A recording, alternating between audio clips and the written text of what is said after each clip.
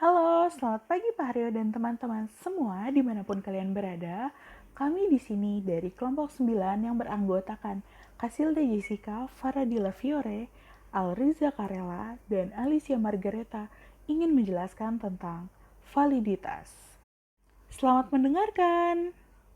Selanjutnya, saya akan menjelaskan mengenai pengertian validitas. Validitas berasal dari kata validity, yang mempunyai arti sejauh mana ketepatan dan kecermatan suatu alat ukur dalam melakukan fungsi ukurnya, oleh Aswar 1986. Validitas adalah suatu ukuran yang menunjukkan tingkat kevalidan atau kesasihan suatu instrumen. Prinsip validitas adalah pengukuran atau pengamatan yang berarti prinsip keandalan instrumen dalam mengumpulkan data. Instrumen harus dapat mengukur apa yang seharusnya diukur. Jadi, validitas lebih menekankan pada alat pengukuran atau pengamatan. Dalam suatu penelitian yang melibatkan variabel atau konsep yang tidak bisa diukur secara langsung, masalah validitas menjadi tidak sederhana. Di dalamnya juga menyangkut penjabaran konsep dari tingkat teoritis sampai tingkat empiris atau indikator. Namun, bagaimanapun tidak sederhananya suatu instrumen penelitian harus tetap valid agar hasilnya dapat dipercaya. Selanjutnya ada jenis-jenis validitas, yaitu ada 6. Yang pertama, validitas isi, validitas prediktif, validitas konstruk, validitas eksternal, validitas budaya, dan validitas rupa. Yang pertama, saya akan menjelaskan mengenai validitas isi. Maksud dari jenis validitas isi ini ialah bahwa isi atau bahan yang diuji relevan dengan kemampuan pengetahuan, pelajaran, pengalaman, atau latar belakang orang yang diuji. Jika misalnya kita uji bahan yang ada di luar yang dipelajari, maka tesnya itu tidak mempunyai validitas isi. Misalnya menguji kemampuan bahasa Inggris, maka yang perlu dites ialah structure, grammar, vocabulary, reading, writing, listening, bahkan hingga dilakukan tes conversation and pronunciation. Jadi, validitas isi diperoleh dengan mengadakan sampling yang baik, yaitu memilih item-item yang representatif dari keseluruhan bahan yang berkenaan dengan hal yang kita selidiki. Kesulitan yang biasanya dihadapi berkenaan dengan validitas isi ialah bahwasanya pilihan item yang digunakan biasanya bersifat subjektif, yaitu berdasarkan logika dari peneliti itu sendiri. Untuk itu, perlu ada kesesuaian tentang keseluruhan bahan dengan pilihan-pilihan item yang representatif. Sekarang kita membahas tentang validitas prediktif. Maksud dari jenis validitas ini ialah adanya kesesuaian antara ramalan atau prediksi tentang perilaku seseorang dengan perilaku yang nyata. Diharapkan suatu tes mempunyai nilai prediktif yang tinggi. Artinya bahwa apa yang diprediksikan oleh tes tentang perilaku seseorang memang terbukti dilakukan oleh seseorang tersebut. Alat pengukur yang dibuat oleh peneliti seringkali dimaksudkan untuk memprediksi apa yang akan terjadi di masa yang akan datang. Dalam penelitian sosial, cukup sering terjadi para peneliti bermaksud untuk memprediksi apa yang akan terjadi nantinya. Selanjutnya, validitas konstruk.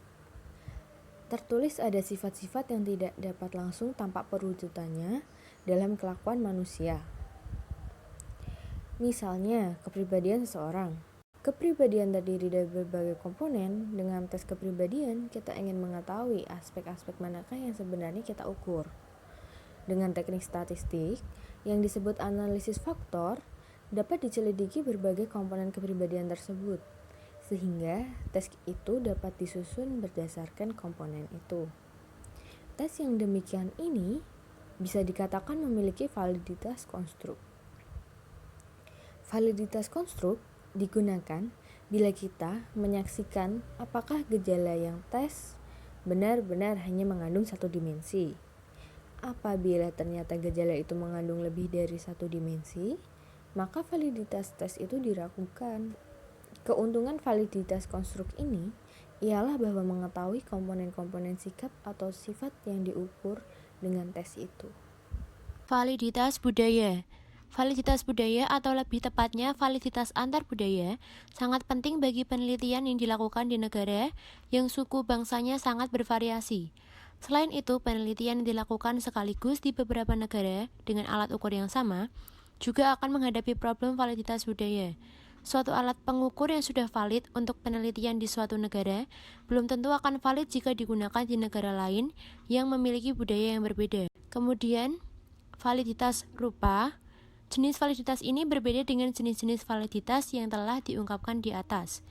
Validitas rupa tidak menunjukkan apakah alat pengukur mengukur apa yang ingin diukur, namun hanya menunjukkan bahwa dari segi rupanya, suatu alat ukur tampaknya mengukur apa yang ingin diukur. Validitas ini sangat penting dalam pengukuran kemampuan individu, seperti pengukuran kecerdasan bakat dan keterampilan. Hal ini disebabkan dalam pengukuran aspek kemampuan seperti itu, faktor rupa alat ukur akan menentukan sejauh mana minat orang di dalam menjawab soal-soal atau pertanyaan dalam alat ukur. Selanjutnya, di sini saya akan menjelaskan tentang cara menghitung validitas. Ada berbagai macam cara untuk menentukan validitas. Salah satunya dengan menggunakan rumus yang akan saya bahas pada kesempatan kali ini. Perhitungan validitas dari sebuah instrumen dapat menggunakan rumus korelasi produk momen atau yang biasa kita kenal dengan korelasi Pearson. Pertama-tama, kita menentukan koefisien korelasi antara skor hasil tes yang akan diuji validitasnya dengan hasil tes yang terstandar yang dimiliki oleh orang yang sama dengan menggunakan rumus korelasi produk momen di bawah ini.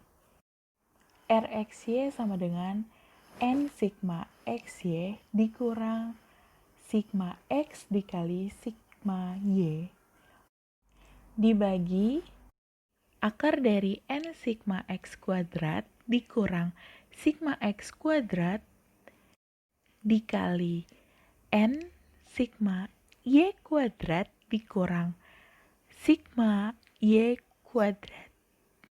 Keterangan dari rumus tersebut adalah RXY merupakan koefisien korelasi antara variabel X dan variabel Y. X merupakan nilai data untuk kelompok variabel X. Y merupakan nilai data dari kelompok variabel Y. Dan N merupakan banyak data yang ada.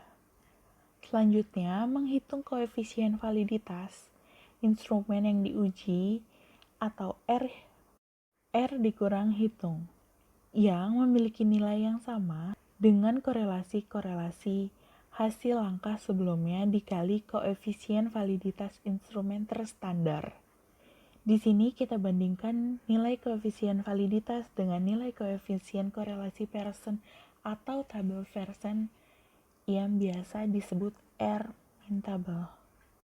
Pada taraf signifikasi, A biasanya dipilih 0,05 dan N merupakan banyaknya data yang sesuai. Kriterianya adalah sebagai berikut. Yang pertama, instrumen valid. Jika R-min hitung sama dengan R-min tabel. Yang kedua, instrumen tidak valid. Jika R-min hitung kurang dari R-min tabel. Selanjutnya ada kategori dari validitas instrumen yang mengacu pada pengklasifikasian validitas yang dikemukakan oleh Guilford sebagai berikut. Di kriteria validitas instrumen tes ini, bisa kita lihat seperti di tabel ada nilai R dan interpretasi. Jika nilai R 0,81 sampai 1,00 itu memiliki interpretasi yang sangat tinggi. Selanjutnya ada 0,61 sampai 0,80 itu memiliki interpretasi yang tinggi. 0,41 sampai dengan 0,60 interpretasinya cukup. 0,21 sampai 0,40 memiliki interpretasi yang rendah. Dan yang terakhir ada 0,00 sampai 0,20 itu memiliki interpretasi yang sangat rendah. Setelah harga koefisien validitas tiap butir diperoleh, kemudian hasil di atas dibandingkan dengan nilai R dari tabel pada taraf signifikasi 5% dan taraf signifikasi 1%. Dengan DF, N dikurang 2. Jika R hitung kurang dari R tabel, maka koefisien validitas butir soal pada taraf signifikasi yang dipakai.